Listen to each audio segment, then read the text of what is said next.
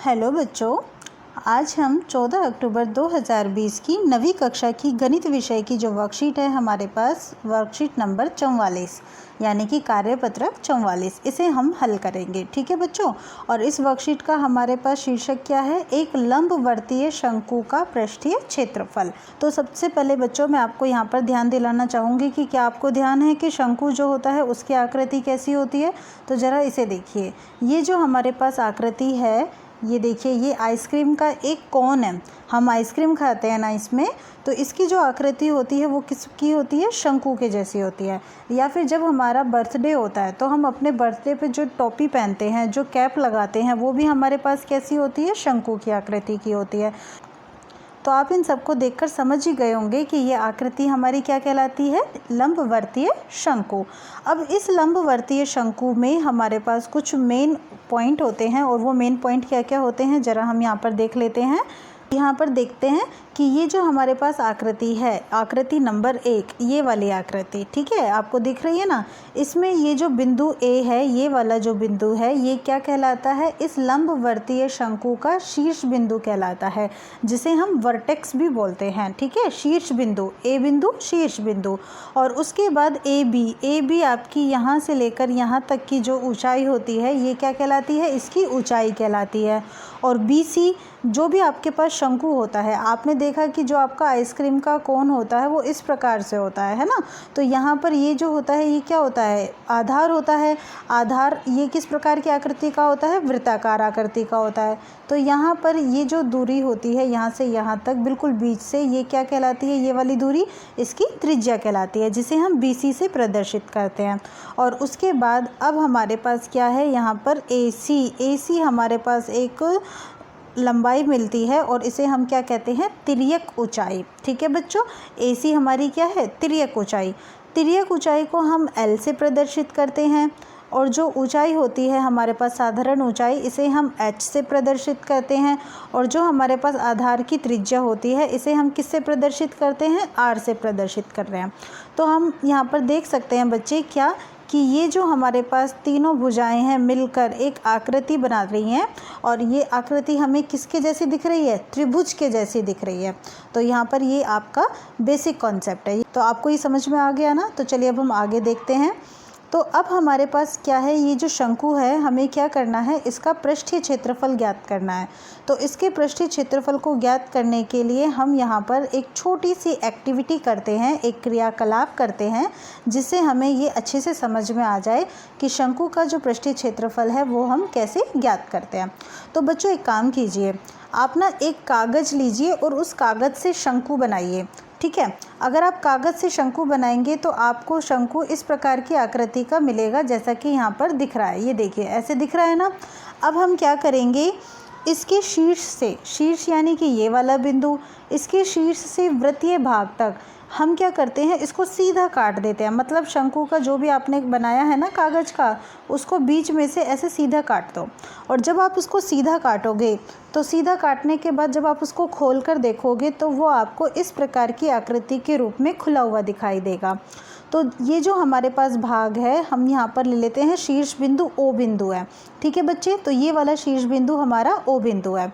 अब चूंकि हमने इसको काटा है और काट कर ये टुकड़े हो गया, तो एक भाग तो यहाँ आ चुका है, एक भाग यहाँ आ चुका है, तो अलग अलग हो गए हैं। तो हम यहाँ पर क्या लेते हैं कि एक भाग तो हमारा A है, तो ये हो गया है A भाग, और ये वाला भाग हमारे पास क्या है? B। तो हम इसे प्रदर्शित करते हैं किससे? B से। अब चूँकि ये हम क्या देख रहे हैं यहाँ पर, कि जो हमने ऐसे ये काटा है O से लेकर A तक, ये हमारे पास क्या है? इस वाले शंकु की तिर्यक ऊंचाई है, जिसे हम किससे प्रदर्शित कर रहे हैं? L से। तो अब आप यहाँ पर देखो कि ये जो आपके पास A से लेकर B तक का ये जो भाग था, ये कैसा है? मुड़ा हुआ भाग है। भाई मुड़ रहा है ना? तो जो भी हमारे पास मुड़ा हुआ भाग होता है वो हमारे पास कैसा भाग होता है? वक्रीय होता है। ठीक है बच्चे, तो ये हमारे पास वैसे भी किसकी जैसी आकृति में है? वृत्त की आकृति में है। तो ये हमारे पास शंकु का वृत्तीय आधार था, यानी कि जो भी हमारा मुड़ा हुआ भाग है, यानी कि वक्रीय भाग, जिसके अंतः बिंदु यानी कि जिसके किनारे क्या क्या है? A और B है, ये क्या बनाते हैं? ये हमारे शंकु के वृत्तीय आधार को बनाते हैं। अब अगर हम यहाँ पर क्या करें, ओ से कुछ लाइंस खींच रहे हैं, ठीक है। जैसे देखो ओ से लेकर आपने यहाँ तक आपने एक रेखा खींची है ये वाली, ऐसे फिर एक ये खींचे, एक ये खींचे। अगर हम यहाँ पर खींचते जाते हैं, भाई हम यहाँ पर कितनी भी रेखा खींच सकते हैं। तो हम यहाँ पर ये देखते हैं कि ये जो हमारे पास शंकु का ये जो भाग है, मुड़ा हुआ जो भाग है, ये क्या है, छोटे छोटे त्रिभुजों से मिलकर बन जाता है। यानी कि यहाँ पर ही बहुत सारे त्रिभुज बन जाते हैं और जो कि छोटे छोटे होते हैं और सभी एक ही आकार के होते हैं, है ना बच्चों। ये जितने भी हमारे पास त्रिभुज होंगे सारे एक ही आकार के होंगे। तो ये जो हमारे पास त्रिभुज होते हैं, इन त्रिभुज में अगर हम यहाँ पर देखें तो इनकी ऊंचाई क्या है, एल है। आपको समझ में आ रहा है ना भाई, सभी त्रिभुजों के लिए यही ऊंचाई होगी। तो जितनी भी ऊंचाई होगी सभी त्रिभुजों की क्या होगी, आपकी एल होगी। अब ऊंचाई तो मिल गई है, अब हम बात करते हैं आधार की। तो देखो आपके पास त्रिभुज का जो आधार है यहाँ से यहाँ तक, अगर आप देखो इस छोटे वाले त्रिभुज के लिए तो ये कितना है, B1 है, ठीक है बच्चे। अगर आप यहाँ पर दूसरे वाले त्रिभुज के लिए देखो यहाँ से यहाँ तक, तो ये आपके पास कितना है, B2 है, फिर उसके बाद B3। तो हम क्या करते हैं, इस वक्र पृष्ठ के क्षेत्रफल को यानी कि मुड़े हुए भाग के क्षेत्रफल को ज्ञात करने के लिए इन सारे त्रिभुजों के क्षेत्रफलों को जोड़ देते हैं। मतलब एक एक त्रिभुज का क्षेत्रफल निकालो और फिर सबको जोड़ दो। तो जब हम इनको लेकर चलते हैं तो हमें पूरे कागज़ का क्षेत्रफल मिल जाता है। भाई मान लीजिए यहाँ पर हमारे पास ऐसे हम ये कह दें कि 15 त्रिभुज बन रहे हैं, और अगर हमारे पास 15 त्रिभुज बन रहे हैं तो 15 त्रिभुजों को अगर हम उनके क्षेत्रफल को जोड़ेंगे तो हमारे पास इस कागज़ का क्षेत्रफल मिल जाएगा। और ये जो कागज़ है ये क्या बना रहा है, शंकु का वक्र पृष्ठ। इसका मतलब ये हुआ कि सारे त्रिभुजों के क्षेत्रफल जोड़ने से हमें शंकु का वक्र पृष्ठ का क्षेत्रफल भी मिल जाएगा। तो इसलिए हम एक त्रिभुज का क्षेत्रफल निकालते हैं पहले। तो हमारे पास सूत्र होता है 1/2 गुना आधार गुना ऊंचाई। तो 1/2 हमने लिखा, फिर उसके बाद हर एक त्रिभुज का आधार हम लिखेंगे और फिर ऊंचाई। ऊंचाई हमारे पास कितनी है, सबके लिए बराबर है, और वो क्या है, तिर्यक ऊंचाई यानी कि L। तो हमने यहाँ पर L से इसे प्रदर्शित कर दिया है, ठीक है बच्चे। तो हमारे पास एक त्रिभुज का क्षेत्रफल हमें ये मिल गया है, 1/2 गुना प्रत्येक त्रिभुज का आधार गुना ऊंचाई। अब हम पूरे कागज़ का क्षेत्रफल निकालते हैं। तो पूरे कागज़ के लिए हमें सभी त्रिभुजों के क्षेत्रफल का योग करना है। तो चलो हमने पहले वाले फर्स्ट वाला जो त्रिभुज है, ये वाला त्रिभुज, इसके लिए निकाल रहे हैं। तो हम क्या लिखेंगे, 1/2 गुना इस त्रिभुज का आधार कितना बताया था, B1। तो B1 को हमने किससे गुना किया, ऊंचाई यानी कि L से। अब हमने ये दूसरे त्रिभुज के लिए निकाला। तो आधार इसका कितना है, यहाँ पर देखो ये आधार इसका क्या है, B2। तो हमने B2 लिखा और ऊंचाई L से गुना कर दिया। तीसरे त्रिभुज की बात कर रहे हैं तो हमारे पास आधार कितना है, B3। हमने B3 लिखा और हमने ऊंचाई से गुना कर दिया। तो ऐसे हम सारे त्रिभुजों के लिए कर सकते हैं। तो अब हम यहाँ पर क्या करते हैं, जो भी हमारे पास कॉमन आ रहा है उसको बाहर निकाल लेते हैं। तो 1/2 हमारे पास कॉमन है, ठीक है बच्चे। हमने 1/2 बाहर निकाल लिया। फिर उसके साथ साथ हमारे साथ साथ क्या है, ये ऊंचाई L, ये भी हमारे पास देखिए सभी के अंदर क्या है, कॉमन है। तो हम इस ऊंचाई L को भी हम यहाँ पर बाहर निकाल लेते हैं। तो अंदर अब क्या बचा, देखो यहाँ पे क्या है हमारे पास, B1। हमने लिया B1, फिर उसके बाद B2, फिर उसके बाद B3, और फिर ऐसे ही हम क्या करते हैं, सारे त्रिभुजों के आधारों को जोड़ देते हैं। तो बच्चे अब ध्यान से देखो, आपने सारे त्रिभुज के आधार जोड़ दिए, यानी कि जो B से चले आप अगर, तो B से ऐसे सबको जोड़ते जोड़ते जोड़ते हुए हम यहाँ तक धीरे धीरे कहाँ तक आ गए हैं, A तक आ गए हैं। आपको दिख रहा है ना हम कैसे यहाँ तक आ रहे हैं। तो जब हम B से A तक आ रहे हैं, इसका मतलब ये हुआ कि एक तरीके से हम इस B से A तक आ रहे हैं। और ये क्या है, वृत्ताकार है। तो वृत्ताकार है, इसका मतलब ये हुआ कि हम इस वृत्त की परिधि को पूरा कर रहे हैं ना भाई। तो इसका मतलब ये हुआ, इस वक्रीय भाग से शंकु का आधार बनता है और इस आधार की परिधि क्या हो जाती है, 2πr हो जाती है। तो हम यहाँ पर सारे भुजाओं का योग जो लेते हैं इसको हम 2πr के बराबर लिख देते हैं। तो जब हम इसके 2πr के बराबर लिखेंगे तो हमारे पास क्या आएगा, 1/2 गुना L गुना 2πr। तो हमारा 2 से 2 कट जाएगा और हमारे पास क्या बचेगा, πrl। तो ये हमें πrl मिल चुका है। तो यही हमारे शंकु का पृष्ठीय क्षेत्रफल होता है। ये जो शंकु का पृष्ठीय क्षेत्रफल होता है कौन सा होता है, वक्र पृष्ठीय क्षेत्रफल होता है, ठीक है बच्चे। तो शंकु का वक्र पृष्ठीय क्षेत्रफल आपको कितना मिला है यहाँ पर, πrl।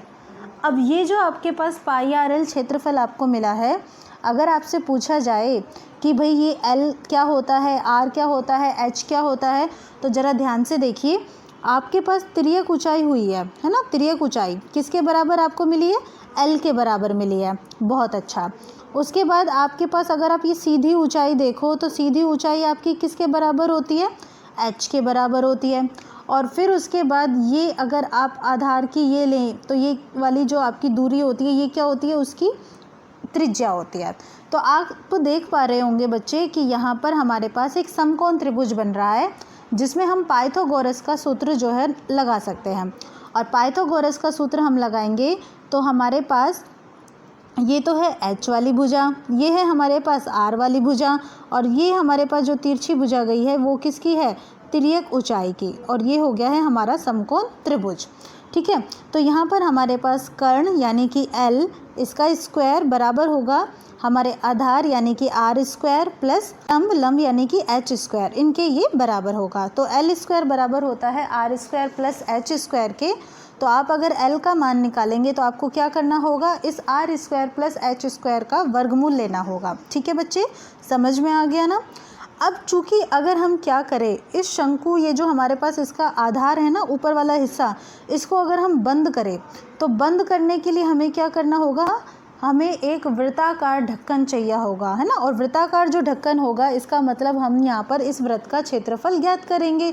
और वृत्त का क्षेत्रफल हमारे पास कितना होता है, पाई आर स्क्वायर। तो भाई अगर सिर्फ मुड़े हुए पृष्ठ का क्षेत्रफल चाहिए तो आप वक्र पृष्ठीय क्षेत्रफल निकालो, तो वो तो हो गया आपका पाई आर एल। और अगर आपको कुल पृष्ठीय क्षेत्रफल चाहिए तो आप वृत्त का भी क्षेत्रफल निकालो यानी कि पाई आर स्क्वायर, और दोनों को जोड़ दो। और जब दोनों को जोड़ोगे तो पाई आर कॉमन आ जाएगा, और यहाँ पर आपके पास बचेगा L, और यहाँ पे क्या बचेगा, R। तो यानी कि ये हमारे पास एक सूत्र बन जाएगा जिससे हम शंकु का कुल पृष्ठीय क्षेत्रफल ज्ञात कर सकें।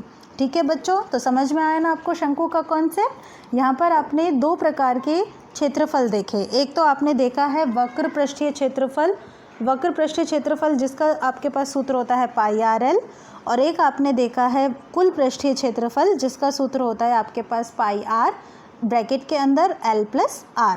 और ये जो आपके पास L होती है यानी कि तिर्यक ऊंचाई, इसका आपके पास एक सूत्र ये और होता है जो आप पाइथागोरस प्रमेय से ज्ञात कर सकते हैं।